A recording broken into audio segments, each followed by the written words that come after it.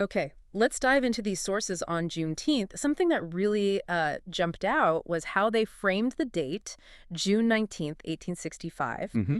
It wasn't just presented as the Day of Freedom, but specifically highlighted that it came, what, over 2 years after the Emancipation Proclamation? Yeah, that delay is really central to how the sources discuss it. Why focus so much on that gap? Well, they underscore that freedom wasn't, like flipping a switch. It wasn't instantaneous everywhere. All right. The Emancipation Proclamation was January 1863, but getting the word out and, more importantly, enforcing it, Right. that took time, especially in places still under Confederate control or geographically isolated like Texas was. So that specific day, June 19th, 1865, in Galveston, Texas, that wasn't the start of emancipation itself, but more like the day the last group of enslaved people there finally heard the news. Precisely. That's the day Union General Gordon Granger arrived in Galveston, Okay. and he issued General Order Number 3.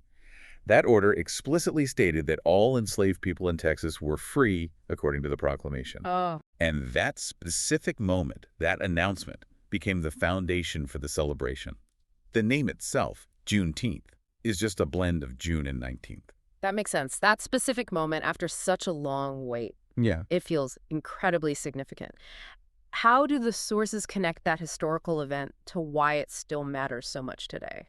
They really frame it as much more than just a date on the calendar.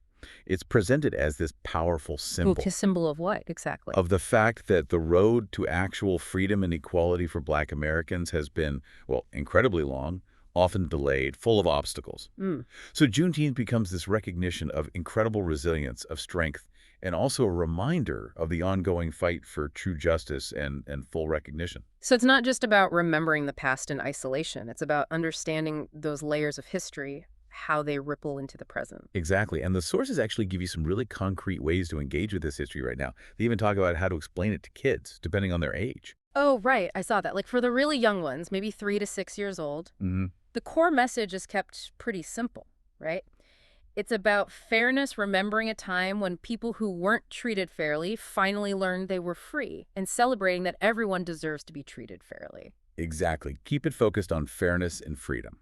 Then, for slightly older kids, say 7 to 12, Okay. you can start to bring in a bit more of that historical context we just talked about. Explain that the main freedom announcement, the proclamation, happened earlier. Right, the 2 year gap. Yeah. But the news and the actual enforcement took years to get everywhere, finally reaching Texas by June 19th, 1865. Hmm. And they stress, again, freedom is for everyone, but also add that important piece What's that?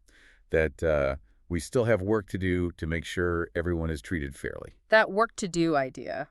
That seems like a recurring theme in the source's viewpoint, doesn't it? Definitely. So beyond just explaining the history, what about honoring the day itself? What kind of practical things do the sources suggest for families? Well, they list several ideas. Things like reading books together that explore Black history and culture, Okay, that makes sense. or preparing traditional foods, especially red foods, which often symbolize resilience and the bloodshed during slavery. Right. Attending local Juneteenth celebrations or events is another one. Getting involved in the community. Right. Or even just making space at home for, honest conversations about fairness, about history, and what justice really means today. It's about active remembrance, not just passive acknowledgement. So this deep dive into the material really gives you, the listener, a clear sense of not just the event, but the weight and meaning the sources attach to it today and ways to actively connect with it. Yeah, I think so.